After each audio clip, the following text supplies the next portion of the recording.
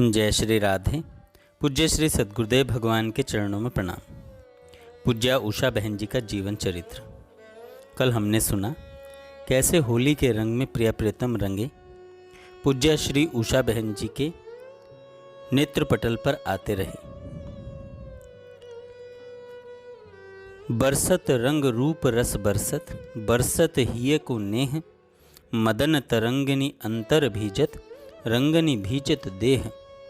इन्हीं दिनों श्याम सुंदर ने प्रणय पगा आश्वासन दिया कि इस बार के मदन उत्सव में तुम सम्मिलित होगी।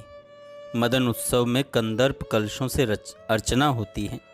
इसी भाव से भर एक स्थान पर स्मृति करा रही हैं। पहले तुम कहते रहे मदनोत्सव की बात, फिर दिन होली फाग के क्यों नीरस से जात।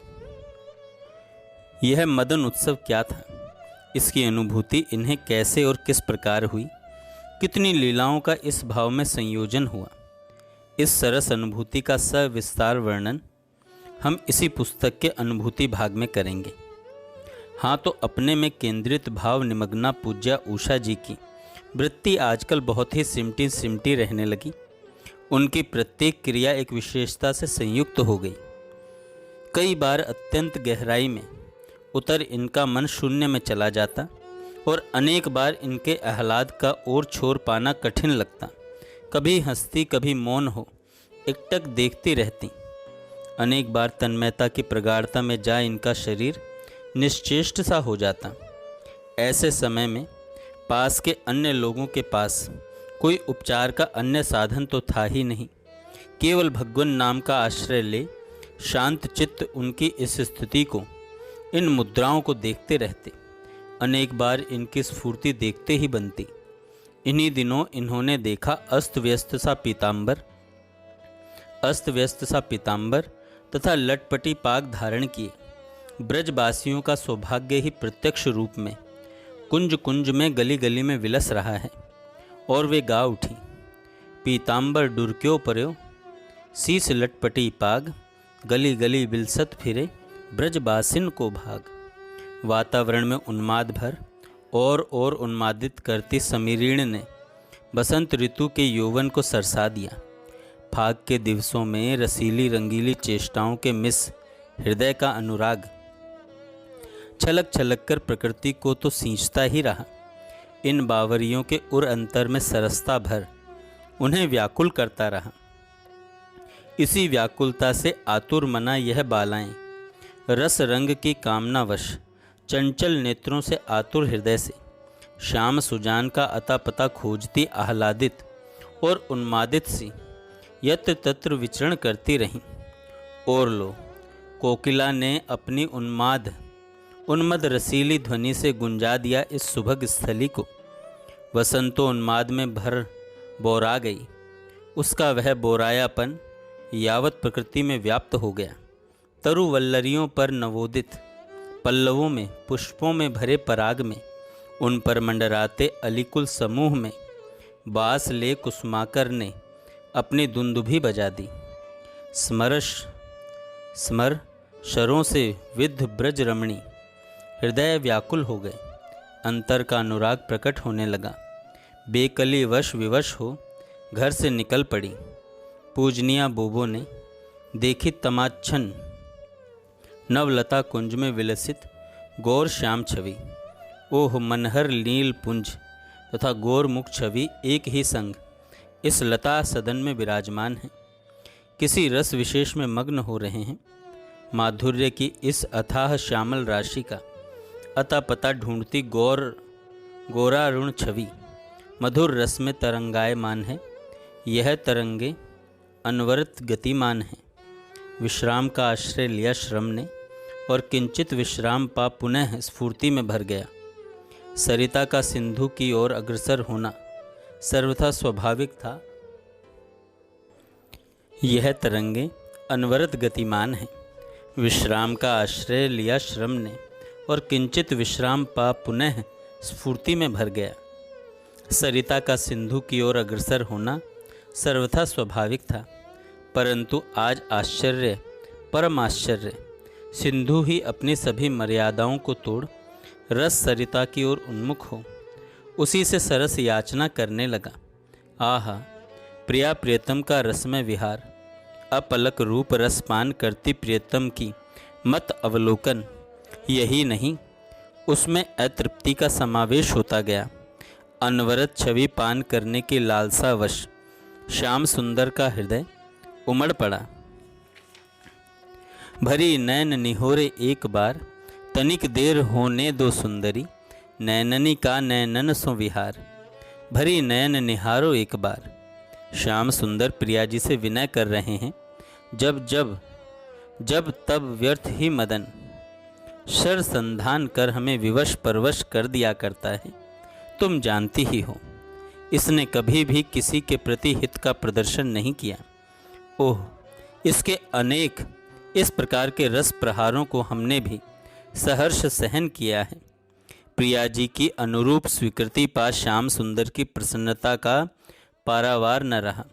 दोनों के ही उर की अपार उमगन सभी बंधनों को छिन्न भिन्न करती प्रवाहित हो गई। दोनों ही परस्पर श्रृंगार हो अलंकारों से सुशोभित होने लगे। यह मन मुग्धकारी लीला विहार किसका मन धीरज धारण किए रह सकता है भला। इस रूप रस ठगोरी ने जादू सा कर दिया और रस में भरी पूजनिया बोबो मग्न हो गई। इन्हीं दिनों की बात है। पूजनिया बोबो संकीर्तन के पश्चात सुबह को कुछ समय एकांत के लिए लेट जाया करती थी। इस प्रकार का अभ्यास बहुत पहले से ही बना था। यह विश्राम करने का हेतु न होकर प्रिया प्रीतम की लीला माधुरी का आस्वादन ही था। वहाँ लेटे लेटे इनके सन्मुख एक लीला दृश्य प्रकट हो गया। इन्होंने देखा, एक विशाल प्रांगण में कदम्ब का एक घना वृक्ष है। पुष्पों तथा पल्लवों से आच्छादित है। पुष्पों की सौरभ संपूर्ण स्थली में व्याप्त हो रही है। पक्षियों का कलरव अत्यंत सुहावना लग रहा है। मेघ गर्जन सुन कभी कभी केकी समूह उल्लास में भर मुखरित हो उस स्थली की नीरवता को सरसा देते हैं। प्रिया प्रियतम रस विभोर हो रहे हैं। श्याम सुंदर रस में भरे शिथिल से हो रहे हैं। अपने को संभाल पाने में असमर्थ श्याम सुंदर ने प्रिया के स्कंद पर अपना सुभग शीश टिका रखा है। श्याम सुंदर का मुख सामने न होने के कारण ठीक से नहीं दिख रहा। प्रिया जी भी प्रियतम की ऐसी रस दशा को देख विह्वल होती जा रही हैं। उन्होंने अपनी एक सुकोमल गोर बाहु से श्याम सुंदर को आश्रय प्रदान कर रखा है तथा दूसरे करकंज से प्रियतम का श्रम निवारण कर रही हैं। प्रिया जी की यह रस दशा उनके सुगौर मुखमंडल पर झलक रही है। दोनों के मुख मंडल सरस और पुलकित हो रहे हैं और दोनों के वशवर्ती, दोनों के अलंकार। इन्हीं दिनों की बात है। श्याम सुंदर प्रिया जी को निकट बुला उनका पाणी पंकज अपने कर में ले उस पर रस वर्षण कर ऊपर की ओर मुख किए प्रिया जी को ऊपर देखने का संकेत कर रहे हैं। श्यामल घटाओं ने समस्त प्रकृति को आच्छादित कर रखा है। उन्हें दिखलाते हुए, हे प्रिय, तनिक बात तो सुनो, मेघ क्या कह रहे हैं। दामिनी को अपने अंक में भरे इनकी नवीन माधुरी का आस्वादन तो करो। हे रंगिणी, हृदय में उठी प्रणय घटाएं जब उमड़ने लगें तो धीरज धारण करना कैसे संभव है भला। हे प्रिय, इस बात का कुछ तो उत्तर दो। प्रिया जी यह रस विह्वल वाणी सुन क्षण भर को भी धीरज न धर सकी। मृदु रस पूरित नयन उठाए करसों कर गही पास बुलाए। हृदय लागी बोले स्मर सुंदर, रंगिणी कौन संभारे तुम बिन। इस मन की उमगन अति दूभर, प्रिय जरा देखो तो ऊपर।